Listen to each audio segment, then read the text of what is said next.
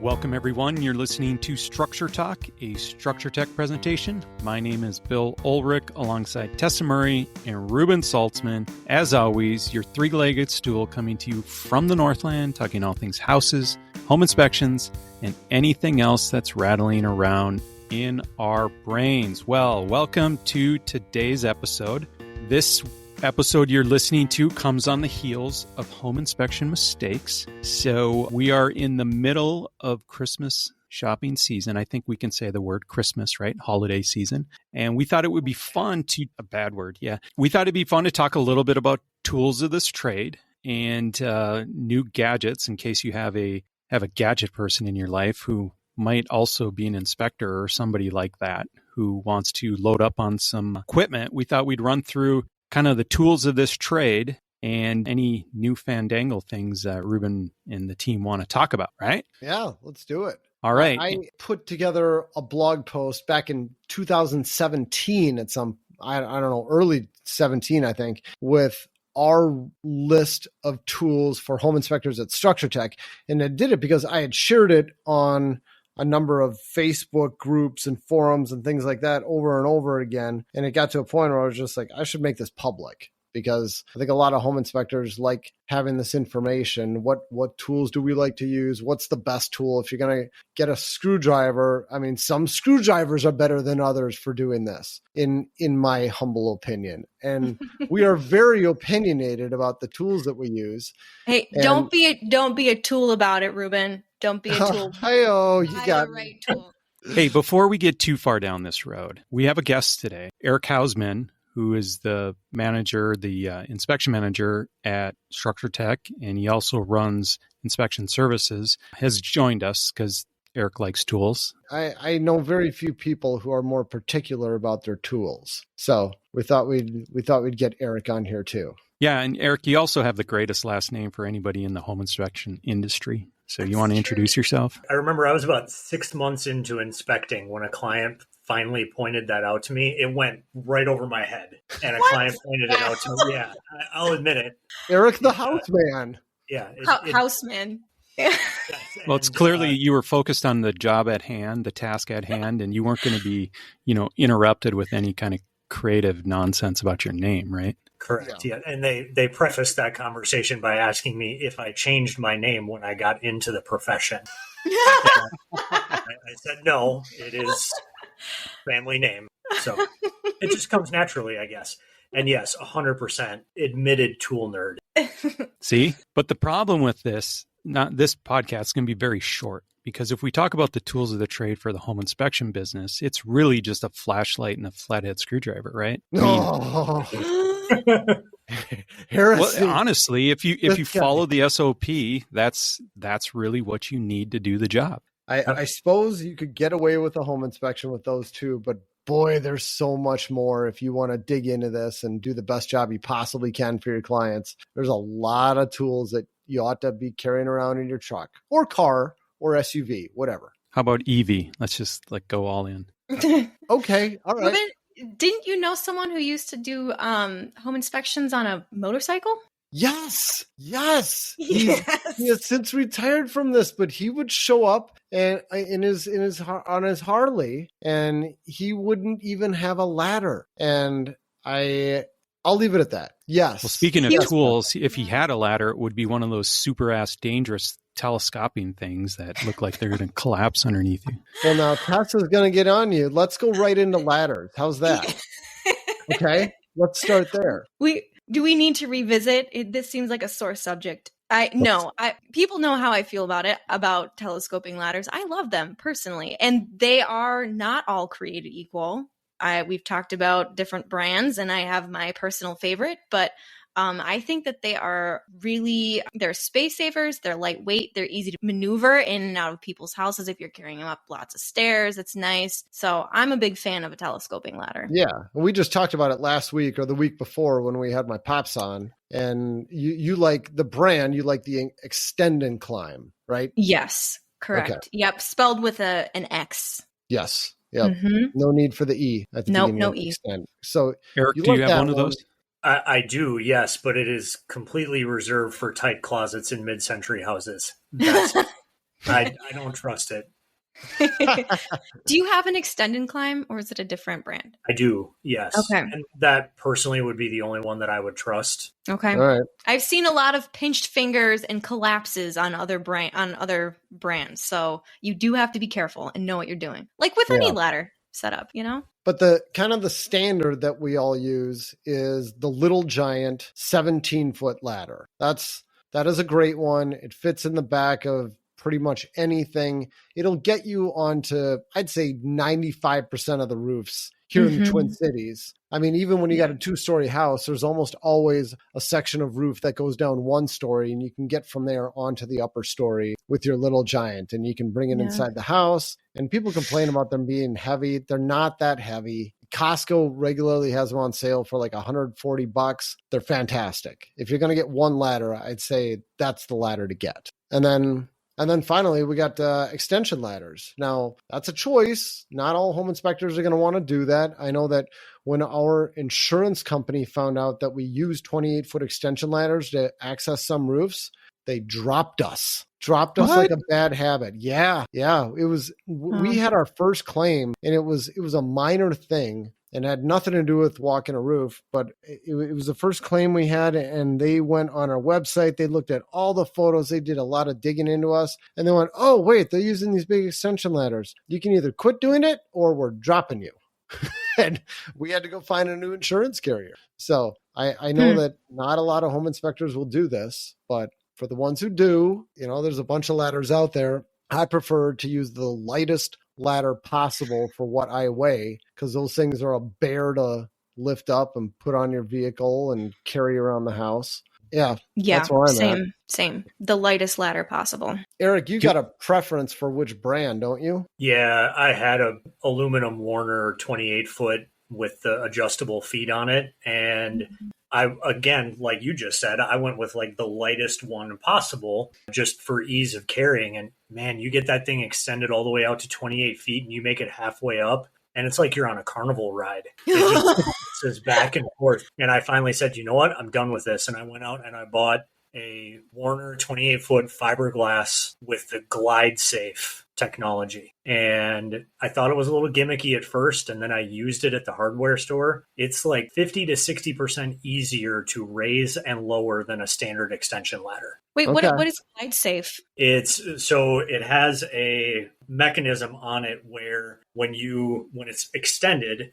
you put it up over the D rungs, the safety latch, and there's a grip on one side of it that you can pinch, and you click the safety off and it comes down, and you just kind of feather your finger to allow it to lower slowly. Oh. It's so easy. Other than the fact that it weighs twice as much as my aluminum ladder, and I hate lifting it on my truck, but it doesn't bounce, and it's super easy to put up and down. It's easier to put up and down than my aluminum one was. Okay. Interesting. All right. Yeah. What 28-footer? Yeah. Do they come in longer versions if you wanted to really like get your insurance company a little more edgy, like 36 feet or something? 32 and then 40, if I remember right. I think you'd need 2 people to haul that 40-footer. You definitely need 2 people. Yeah. Oh, yeah. Yeah. Once you go past 28 feet, OSHA standards say you're supposed to have 2 people operating that ladder. Oh, is that so? Yep. Should probably read some directions once in a while. That's how we arrived at the 28-foot mark. Gotcha. Tallest one-person ladder that we should be operating. And that handles 2 stories no matter what. Yeah, I don't think I've ever had a 2-story I couldn't get on with that ladder. Yeah. Nope. All right. But so these tools are so basic. Come on, let's get some gadgets here. I mean, something that dings and whistles or whirls. Well, we started with ladders, so we continued with it. Let's go with the specialized, expensive home inspection equipment. This is the stuff where at Structure Tech, we provide this. Most of the tools we have our home inspectors come to the table with, like, you figure out your own ladder, your own screwdriver, your own flashlight, all that. But some of these tools are really specialized and the company owns them. Let's start with those. One of them, starting off, is the combustible gas detector, or a gas sniffer. It's something we use to find gas leaks. We also use it around gas fireplaces and boilers to look for exhaust gas leaks. So that it's called a combustible gas detector. I've only found one that I like. And that's the TIFF, And the TIFF has got a couple different models, but I've been sold on the TIFF 8900 for quite a long time. I think that's all I've used for the past 7 years, something like that. Eric, you agree? Yes. Okay. The TIFF is what we used in the weatherization industry too. So Okay. I don't have any experience using anything different. I've tried some other ones and I have not been happy with them. Huh. It's not to say I've tried them all. There could be some better ones out there, but I haven't found them. So what is that tool actually doing? You say it's a gas sniffer. Is that, I mean, like the magic that happens behind the wand? Is that really what it's doing, is smelling gas? Well, it really goes crazy when it finds combustible gases. I mean, things like natural gas or propane, something like that. Or bad breath. Methane, bad breath. Yeah. I mean, when you breathe on it, I mean, when you look at the instruction manual, it'll give you a huge list of different gases it'll detect.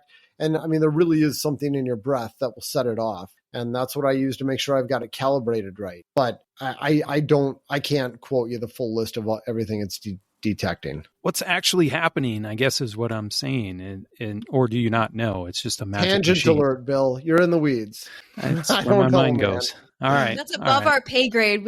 That's that right. is way above our pay grade as home inspectors. It's magic. That's all we know. Yeah, I like your answer, Tess. It's magic. And does this thing ever need to be calibrated? Is there out of the box it works until it doesn't work? Every time you turn it on. It's got a little dial that you calibrate. It does have a sensor. The sensors can go bad. They are replaceable. It just pops right off. I found the biggest problem is that you have a weak battery and it'll still operate, but it won't work right. And it doesn't really let you know until you try breathing on it. It doesn't zing when you breathe on it. That's usually a dead battery. Mm-hmm. MSRP on said tool? $150 maybe. Eric, do you know off the top of your head? It sounds about right. Yeah. Yeah, 150 to 200. Although, you know what? I should double it. I got sticker shock the other day when I was just at the store looking at the prices of water heaters. Everything is more expensive. So it used to be about 150 to 200 bucks. I don't know what it is today. Inflation, like crazy. So you no longer quote water heaters at $400 or $500 for a, atmospherically vented one? You can pretty much double that today. Gotcha. I kid you not. Wow. All right. Tangent. Next item, infrared cameras. For the longest time, I always said the FLIR E6 is the infrared camera of choice for home inspections. So many good features about it. And I still love that camera if you're into the pistol style camera, but there's another FLIR that a lot of inspectors on our team like because you can just slip it into your pocket, and it's the C5. It's not as good of a picture, but it's comparable. It's in the same ballpark. So that's a nice camera, but there's a new player on the market. I reviewed 2 of their comparable cameras. I've got reviews that I did within the past couple of months on my blog, and it's HIKMICRO. It's spelled HIK micro. And you're not going to do better for your money than the HIKMICRO camera. I mean, the image quality is just as good or better than FLIR's for a comparable camera, and the price will be about a third. So if you're going to spend $2,000 on an infrared camera, you'll get a way superior picture with buying a $2,000 HIKMICRO camera. So I hate to say it, but I don't think we'll ever be buying FLIR cameras again. I think we'll be switching everything over to the HIKMICROs. That's a bold statement. You wrote some really good blogs about IR cameras over the years. Let me just say, Reuben, I was really impressed with your recent one about the HIKMICRO, and I was also just really blown away by the quality of the pictures that it took. Yeah. Do they take pictures of the room too that's not an infrared image, like just the normal picture too? Yes, with an asterisk. The first camera I tested was a pistol style camera. It's the B20. And something I didn't like is you had to double pull the trigger to capture an image. So you double pull the trigger, you'd get your image. But then if you want a standard picture, and that's something nice that FLIR does, it captures a standard and the other in one pull. If you wanted that, you had to go in their menu and you had to click the screen like 7 times or something to switch it over and then manually take that photo. And I told them this is garbage, and I mentioned it in my review. And then they updated their firmware and they made it so it will capture an infrared and a traditional photo in one pull or Reuben, one double you are click. a god. You are. You're hilarious. But I just pointed out a very obvious oversight in their firmware, and they updated it and they fixed it. So Okay. the B20 does it. The handheld camera, they call it their pocket camera. That one does not. And they are going to get that fixed. I had mentioned this in my blog, and they reached out to me. They're like, hey, can you update your blog? Because we can do that. I said, no, you can't. Once you fix it, let me know. And they said, all right, we will fix it. So maybe it'll be fixed by the time you listen to this podcast. Who knows? But it's coming. Is there a big price difference between the pocket one and the one you're talking about? Great question, Tess. No, there's not. I think it's about $100 less for the HIKMICRO than the FLIR C5. Okay. Yeah. Okay. Good to know. All right. So that's infrared cameras. Next, we got pin probe moisture meters, or I should just say moisture meters. Oh my goodness. We could do an entire podcast episode on moisture meters, right? No. Okay. What are you going to talk about? I'm going to talk about all the different ones out there and how you can get false positives and what it's actually reading and how temperature makes a difference. Like, we could get into a lot of stuff with these. But now, are you talking about a small handheld sort of thing you would carry around just as you go, or are you talking for a larger, more specific purpose like invasive moisture testing or something? No, I'm just talking about the everyday carry, the EDC, the everyday carry. There's that many options for the EDC? There's a lot. Yeah. You've written a blog on that too, haven't you? I have blogged about a number of moisture meters, yeah. We should link these blogs in our show notes. We should. We will. Okay. But our favorite is the Protimeter Survey Master. And there's the old style, which was torpedo shaped and it slipped right into your tool belt. And then when GE bought them out, or I don't remember exactly what happened. When they bought out GE, they changed the shape. And now it's got this big bulbous head that doesn't fit into your tool pouch nearly as well. But it works exactly the same way other than that. So, Reuben, you should have told them that they had a problem. I thought they would have fixed it by now. I'll get on that, Tess. I'll get right on that. I'll shoot them an email as soon as we're done recording here. Write a blog about it. Yeah. Okay, and what's the mechanism of testing the moisture meters again? You told me once and I forgot. Of testing it?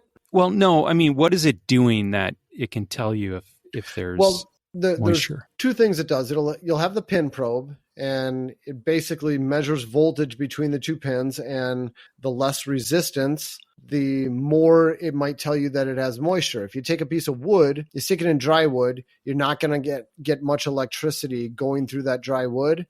But then you stick it in really wet wood, and it'll conduct electricity a lot better, and it'll give you a higher reading. That's the mechanism. Yeah. So the more resistance, the less moisture. Correct. Correct. Did I say that backwards? I think so, but I'm not sure. Anyways, if something's really wet, it's going to conduct electricity better. That's right. And yes. Okay. Yep. And so it's got that, and then it's also got the scan where it sends out a radio wave and it looks for the radio wave coming back. And the denser something is, the more radio wave will come back. So if you're using it on wood that's wet, it'll give you more radio wave coming back at you. If you accidentally scan something that's metal, you got some like drywall corner bead that you run it up against, it's going to send back 100%. And it's going to peg your meter and you got a false positive. These are the weeds I didn't want to go into, but here we are. I find myself walking in tall meadows on a regular basis. Sorry. Yeah.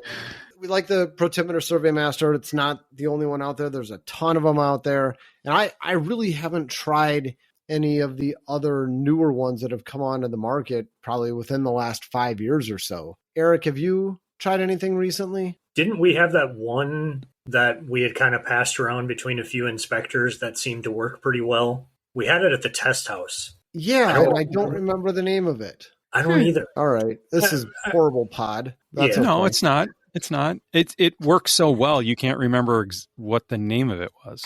Left a big impact. Or maybe it was the fact that it was comparable, and we were like, nah, it's not giving us anything better than what we already have. That could have been it. Yeah. Are you out on the secondary market to get the model that you like now because the new bulbous model doesn't fit in your pouch? It just doesn't fit as well. We compromise, we use them, and we've bought a ton of the old ones off of eBay, and we Frankenstein them together. I mean, we'll buy ones that don't work, and then Brian is very good at taking apart these units and putting them back together and making them work with the shell that we like. God bless him. Yeah, God bless him. He does good work. All right. And then the final fancy tool that we provide is the combustion analyzer. And this is for doing kind of more advanced testing on furnaces and boilers and other combustion equipment like gas fireplaces. And it's got a probe. It goes in the furnace flue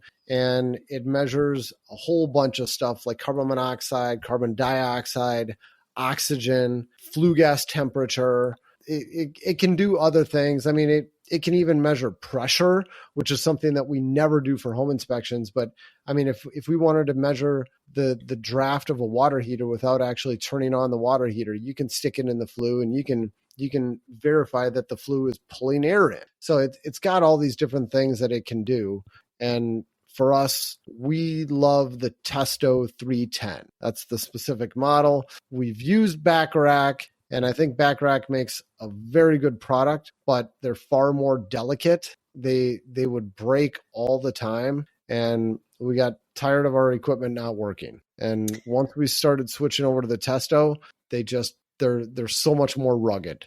Yeah, I appreciate too the fact that with the Testo, you don't have to plug in the probe every time or unplug it. With the Bacharach, the actual probe would be separate from the analyzer, and you'd have to plug it in, and there's 3 or 4 different things you have to plug in, and I'd always wonder if I was doing it correctly or not.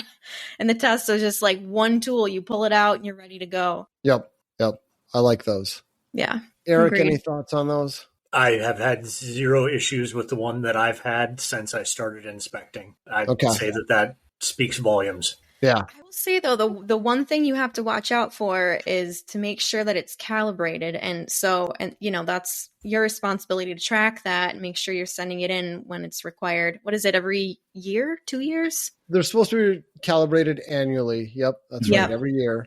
And we will cross-check ours anytime we got 2 home inspectors at a property. It's a good idea for them to stick their probes in the same flue and make sure they're both getting about the same reading. And if you're ever using one of those and you're sticking in a flue and you get 0, and sometimes that will happen with the Testo, it'll just show 0. Alarm bells should start sounding. And you should say, I probably have a problem with my equipment. Or the opposite has happened to me where it gives me a really high reading, a false high reading. Interesting. Too. Yeah. Okay. Huh. Yeah, sure. Eric, I'm sure you've been called out to those situations where you get a reading from a unit and then an HVAC contractor comes out and gets a different reading, and then they immediately put the inspector in front of the bus and say, run this person over, only to have us come back out and retest it. And lo and behold, it might be that we were right and they were wrong. So, yeah, I know we've recorded at least one podcast on just that topic, Bill. Yep. It must have slipped my memory. Well, we've been doing this for quite a few years now. All right, but let's not forget the MSRP on both this unit and your moisture meter. What kind of investment is somebody looking at? Moisture meter somewhere around $500, and for the Testo, I think it's about the same, isn't it, Eric? Do you know? It feels like it, yeah. And it's interesting. I just $750. The Bacharachs are close to 900 now. Looks like. Oh my! Wow. So maybe prices have gone up on Testos as well. I'm not sure. Oh, yeah, they've gone up. Okay, the Google machine is telling me Amazon looks like the lowest price I can find for $660 right now. Yeah. For Testo 310. Mm-hmm. Yeah. Okay. They've gone up. All right, so that's the basic stuff. Let's get to the good stuff. The gadgets. What are you using? Those were the gadgets, Bill. I've got nothing good anymore. Yes. Eric, I'm sure you've got something that you like. You must have. Ask him about flashlights. He gets really excited about his flashlights. Do you have a minimum lumen that you require your light to be? a lumens? No, I have somewhat the same requirements that Reuben has. Like it has to be, well, it has to be USB-C rechargeable. That's a requirement first and foremost. The 18650, is that the number, Reuben? 18650 battery or better. And then the one that I use primarily for inspecting is the LR35R from Phoenix, which is their, well, at the time it was their brightest compact flashlight. It's about 5 or 6 inches in length, 10,000 lumens at its brightest. Which is just ridiculous. Well, it's the one that you included, that white laser flashlight that you got from Phoenix. You were using my LR35 to compare it to in your backyard. Yeah. Yep. Exactly. So it's basically a weapon. If you need to blind anyone or get away, you just Pretty much. pull out that flashlight and pretty much permanently blind someone. But I mean, really, if you got a flashlight in the 1,000 lumen plus category, I think that's probably sufficient. And our preference is definitely Phoenix, the Phoenix brand. I've been a big fan of their flashlights for over a decade now. I'm officially a Phoenix ambassador. I don't get any type of kickback or anything if you buy their products, but I do get some discounts because I buy so much of their stuff and I talk about them. So I like their products. How many Phoenix flashlights do you have, Reuben? Can I ask you that? I've got a gang load, Tess. I have no idea. I'm pulling out my drawer here. I can show one for every day of the week. He doesn't have the flashlights in his drawer. He has a ledger of every flashlight he's owned and serial number and such. You know, I will say, though, I usually am not someone who likes to spend a lot of money on these tools, if not necessary. But I went through several cheap flashlights in the very beginning of my home inspection career. And then I finally pulled the trigger and bought a Phoenix flashlight. And it was the best investment I made in my tools. It served me all of this time. It's been a great flashlight. I can't tell you how many times I've dropped it off a roof. And it's super bright and small, fit in my tool belt, fits in my hand really easy. And I never regretted purchasing it. I can't even remember how much I bought it for. It's a Phoenix PD35. I don't even think they probably make them anymore. I don't think they do. They've got newer versions, and I've got one that I love. It's really similar to that one. It's a TK16. It's a single battery flashlight. You know, the one Eric's talking about, it's a double battery flashlight. Mm-hmm. But this one has the newer version of the 18650. It's a I want to say it's a 28650, something like that. No, it's a 21700. It jumps it up to 5,000 milliamp hours for a very long runtime, very bright flashlight. I think this one is like 3,500 lumens, I believe. I mean, it's the same size as what you've got, Tess. I mean, it just fits in the palm of your hand very easily. And I find myself reaching for this one more than anything else, just because I like the size and I don't need 10,000 lumens. I'd go with a smaller flashlight and I'd compromise a little bit of that brightness. Eric, can you comment on the heat that a double battery 10,000 lumen flashlight puts off? It's very hot. I believe one of the inspectors on our team, Corey, I think she has the same flashlight that I do. And correct me if I'm wrong, but did it not burn a hole through her pouch, tool pouch? Yeah. I left mine on because Reuben had asked me to do this. He asked me how hot it got, and I left it on at the highest lumen for about 90 seconds. And the head of the flashlight, not the glass, the metal head of the flashlight got up to 164 degrees. Yikes. After 90 seconds? Yes.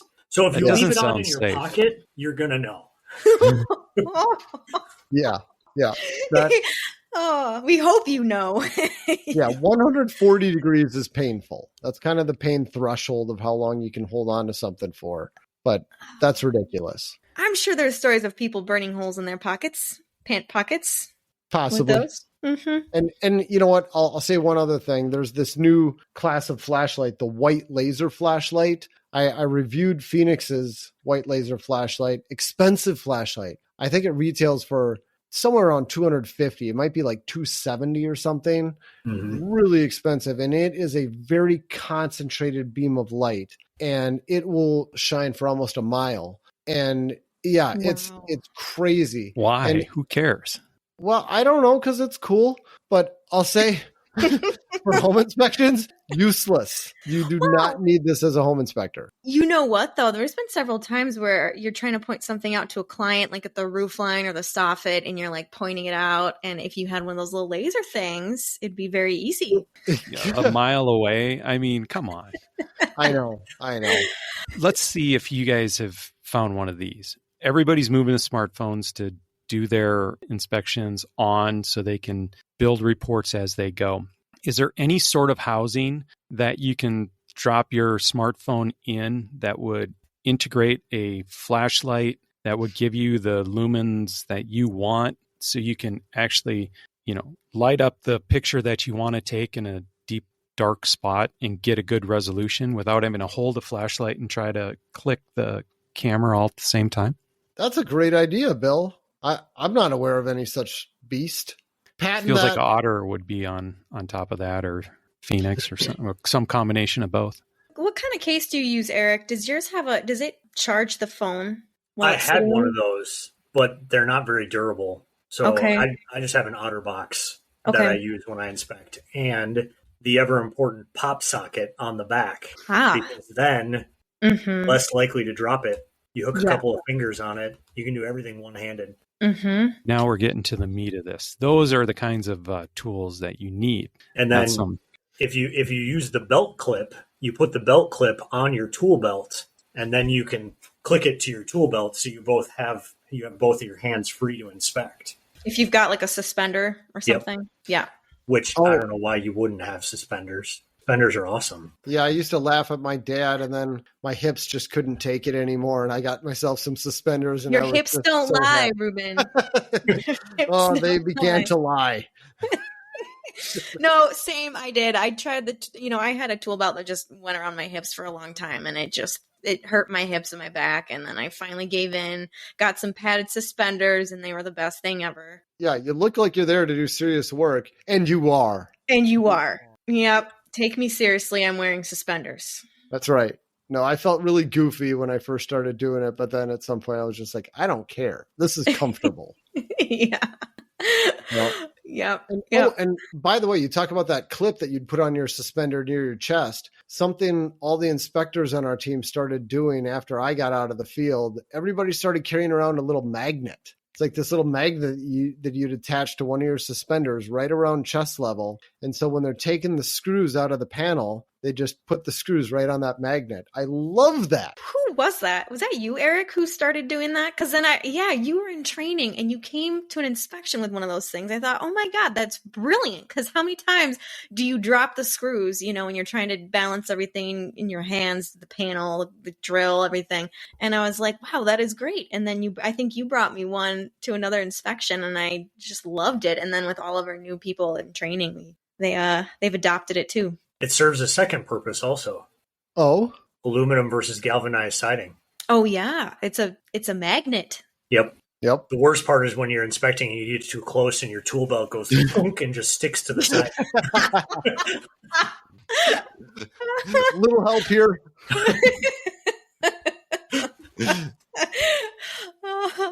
All right. I suppose that too for backdrafting water heaters if you want a picture of a fogged up mirror.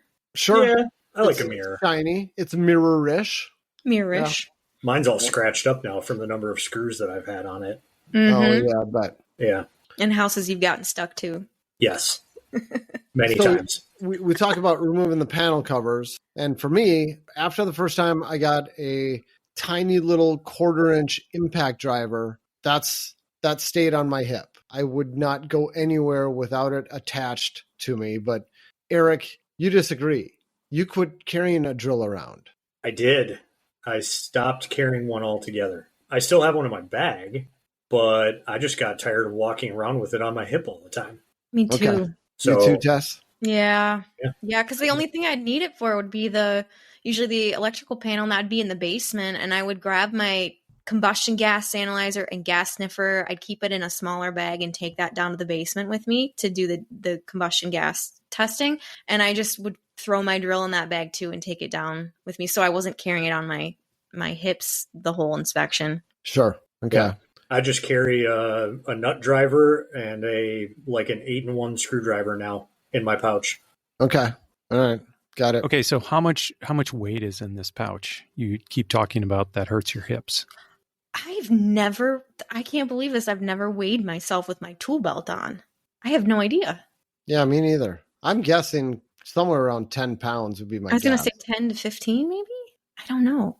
Okay, so as rapid or as fast as you can, list all the things that are in that pouch. Oh, that's easy. Might be go easier ahead. for me because I'm still somewhat actively inspecting. So it's been a while for Reuben and Tessa. But left side is a pouch. It's got my nut driver in it as well as a screwdriver. Right next to that is a Leatherman that's in a pouch that's on the tool belt in a separate own Leatherman pouch. That's the only thing that I carry on the left side, except for on my left chest. That's where my phone goes. Right chest on the suspender is where my magnet is. Then you go to the right side, I've got a larger pouch that's got the infrared camera in it. It's got my moisture meter in it. It's got a outlet tester in it. It's got a voltage sniffer in it, a 5 or 6 inch rubber cover for a drain if there isn't a stopper for a tub or a sink, and then a expandable wooden ruler, which I'm also a big fan of. Okay. So no tape measure, like a 25 foot or anything. It's just a wooden ruler. Yep. Okay. You like that better for the attic pictures, measurements of insulation? I do, because it stands up on its own. You don't have to hold it. You just fold it out a couple of lengths and stick it into the insulation and it stands up on its own. Can't do that with a tape measure. Okay. You're talking about those old plumber measuring sticks that fold up every 6 inches or something, right? Yep. 100%. Do you carry around a little, like a dentist mirror at all in your tool pouch? Not in the tool pouch, but in my bin, yeah. Okay. Yep. I used to keep one of those in my tool pouch too, just especially with a lot of the new construction houses looking for, unpainted cut edges of like LP siding or something. Mm-hmm. It's pretty helpful. So I'm going to tack on a couple of those that Eric said, stuff that I would always carry around. I had a very small kit with socket ends on them with the most common sizes. It probably had about 8 socket ends along with an adapter that would go into my drill, which would be useful for taking sump basket covers off sometimes. And then I'd carry a mini pry bar. Vaughn makes one. It's just the cutest little thing. It's smaller than a screwdriver, but that would sit in the bottom of my tool belt. And I would use that surprisingly often. Love that tool. And then also a putty knife, a flexible putty knife. Use that for so many different things. Lifting up singles, who knows what else. Digging around in the dirt, like if I want to scrape some dirt away from something, it's my tiny little handheld shovel. That was handy to have. It would be an extension of your hands if you didn't want to touch something, at least for me. Popping off floor drain covers or checking for caulking under a toilet. Yep, very handy for that too. And then, so let's get into some specifics of some of those things that Eric mentioned. You talk about an outlet tester. I think everybody's going to have their own favorite outlet tester. To me, it's like, who cares? Find something that you like. But the one hack that we've got, I think everybody at Structure Tech uses this, is the tether on your outlet tester, the retractable tool tether. So it clips onto your tool belt and your electrical tester just dangles from it. You attach it with a zip tie or something. And so every time you want to test an outlet, you zip it out and then you let go and it snaps back. And you don't really let go. You gently put it back, but you never lose your outlet tester. And even when you're testing in the winter and you're outside, you don't need to take your gloves off and fumble around in your tool belt for your tester. It's just always there. That's one of my favorite hacks as a home inspector, is having that retractable thingy for your outlet tester. You guys have any other thoughts on that? Quality is not an issue with that tool. I mean, whatever you're putting in the outlet, it's just a light that illuminates. Yeah, just some lights that light up. I don't know. Find one that's ergonomic that you like grabbing. That's my only thought there. We are complete nerds. We have our outlet testers on tethers. But what's a voltage sniffer?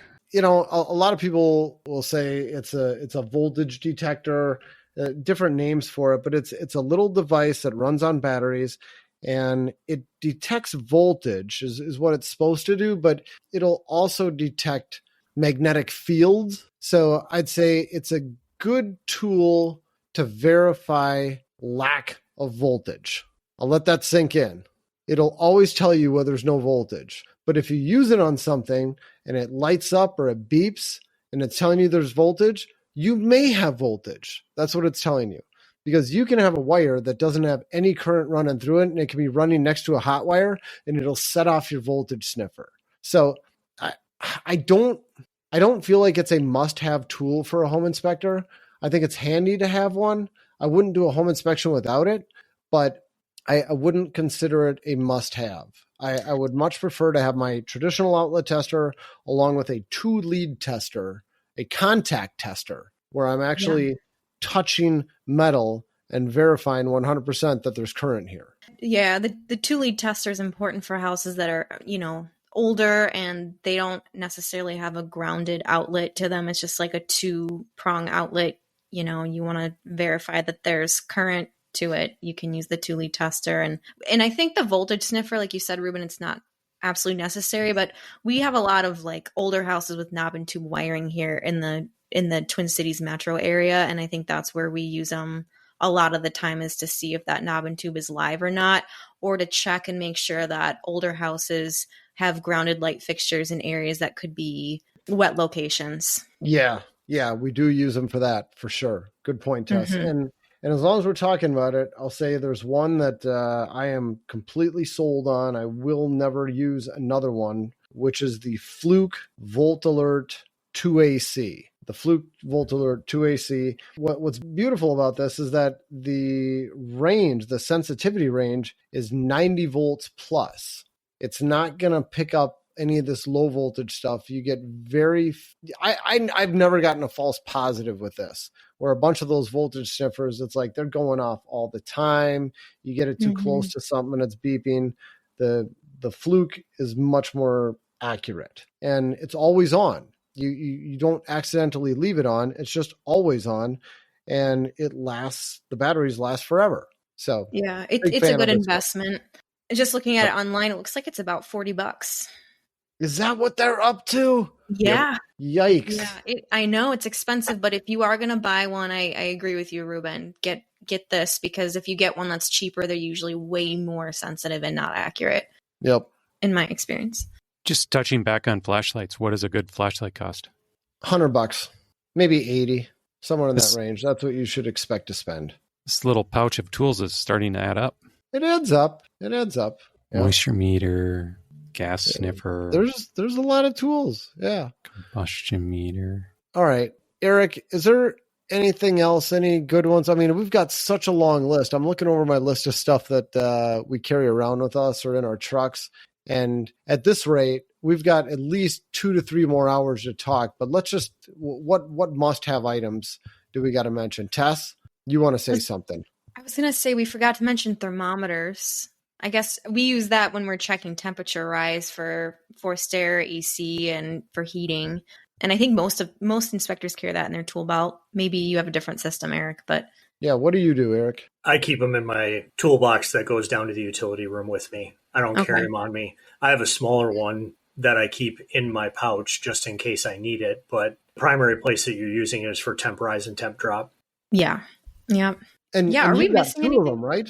Yeah, I have 2. Some people will choose to take their thermometer out of the supply plenum and put it into the return plenum and take 2 photos. I invested there's a company called ThermalWorks. Anybody that does barbecuing or smoking knows who ThermalWorks is. But they make the dot thermometers. They're red or yellow or blue or green.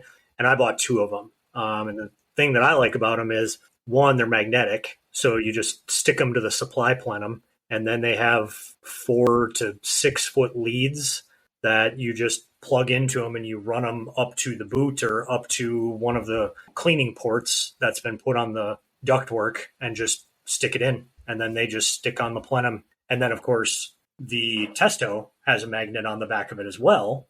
So you just put both of those right next to each other. You get one nice photo of everything that you're testing on the furnace. One thing I used to carry around with me too, we didn't mention real quick, is just pieces of foil tape, UL listed metal tape as well, to if, we had to drill through a flue to test a furnace or a boiler to make sure we sealed it up afterwards. But that's not really a tool. something we keep in our tool pouch, though. It is. Definitely. Mm-hmm. Yep. All right. Soap solution for gas leaks. The list goes on and on. You wrote a good blog about that. People should check out if they want to see. I'll put the blog in the podcast notes. I will have updated my blog by the time this podcast airs, and we'll have a huge list along with a bunch of links. And I am not an Amazon reseller. I don't get any money by you clicking on these links. I have no incentive to sell anything. For the record, they're just there to be helpful. That's it. Are you saying that for your one hater that's out there?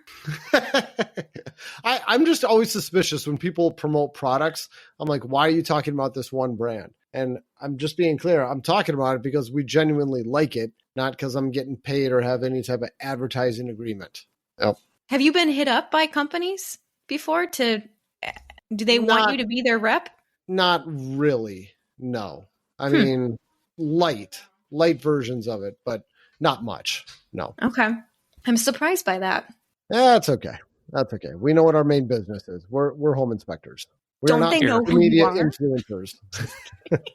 Before we put a wrap on this episode, I do want to ask Eric, how many gadgets do you think you own? Specific use tools or something that's very, like, it's designed to do a very specific job? Are we talking just in home inspections? Or are we just talking in general? Just in your repertoire of gadgets. If you had a list, pick a number. I'd say probably somewhere in the ballpark of 2 to 3 dozen that are specific to one job and one job only. I'm not surprised. Yeah. I thought he was going to say 200 to 300. Me too. No, there aren't that many, but dozens, yes. But, I was going to ask you guys what flashlight you carry when you go out camping or you're out, away from. Or when I go out to dinner. Yeah. You've got your dressy flashlight for date night. Yeah. I mean, doesn't everybody carry a flashlight on them on the daily? I do. Yeah. I'm thinking I need to get one of those 10,000 lumen ones and replace my pepper spray. Just brand somebody with it if they get too close. Jeez. Put it on strobe mode. Yes. Yep. If they get too close, burn them. Yeah. It's funny that you bring that up, Tess, because I lent mine to Reuben so he could do that blog post, that cage match against that white laser flashlight. And he called me after I gave it to him and he's like, what do you do with this flashlight? The end of it is just beat to heck. Yeah, and I said, assumed he was using it as a hammer. And I said, yeah, I have used it as a hammer. Granted, it's fallen off a couple of roofs and it's lived to tell about it. But I told him, I'm like, you told me not to carry a hammer during a home inspection. So I've used it as a hammer when I've put nails back into ledger boards that I've pulled out that were too short. Oh my gosh. Well, I think we've covered the tool aspect of this. The only other thing would be what kind of fancy bags you throw these things in. And I'm sure there's everything from bags to bucket buddies to who knows what. Backpacks. Yeah, I don't have any preference. I always had a leather tool pouch on one side and my drill holster on the other, but I don't know. Everybody's got their own preference there. So, Reuben, if you were Santa Claus and you could give out the, I guess, most important tool to every home inspector, what tool are you handing out? Don't say a flashlight. Really good flashlight. No, that's too Sorry. easy. That's it. Like, what tool should all inspectors carry that they don't, and what are you giving them? A really good moisture meter. All right. Tess, Eric, how about you guys? Yeah, I was thinking like a 2-lead tester. Okay. I thought you'd say a blower door, so you could see No. if there's any No, thanks. attic bypasses to be discovered. I deal with the complaints, so I'd say a good vacuum. Don't leave a mess behind. Yeah, that's good. What vacuum do you use, Eric? The M12. Okay, the Milwaukee M12. Milwaukee. Yeah, all of my tools that I use at home are the Milwaukee M12 stuff. The batteries are relatively inexpensive. You can get a bunch of different sizes. They make a huge line of tools in that M12. Can I change my answer? Yeah. You know what? I think every inspector needs a drop cloth. Okay. Yeah. For That's attics or for someplace to put your shoes or your tool bag when you come in the door. Yep. And they're Yep. cheap. They're easy to pack. So I would even one up that, and I would say I buy the moving blankets at Harbor Freight because they're super thick. They soak up a ton of water, especially during the wintertime. You can go in and out of the house multiple times and no water will hit the floor. And they're under $10. Okay. Nice. Good tip. Yeah. Winter hack. All right. I think we should leave it at that. Cool. Very good. Thank you, Eric. We appreciate your input. Happy to be here. Work on that integrated flashlight into the smartphone concept so that every picture is perfectly lit every time. And then build a battery into it so your phone never goes dead. And suddenly somebody's tool belt has gone up 20 pounds. I digress. All right. Thank you, everybody. You've been listening to Structure Talk, a Structure Tech presentation. My name is Bill Ulrich alongside Tessa Murray, Reuben Saltzman. Thanks for listening. We'll catch you next time. Hi, everybody. Bill here again with Structure Talk. We really want to thank you for listening to this podcast. It's been a ton of fun for us to put this presentation together. And if you could, we would love it if you would go to any of the podcast platforms where you find Structure Talk and leave us a rating and subscribe to the show. You can also subscribe to our blog at structuretech.com. And of course, you can listen to this show on the internet at structuretalk.com. Thanks again for listening. We appreciate the support. And if you have any suggestions for show topics, please email them to podcast@structuretech.com. Thanks for listening.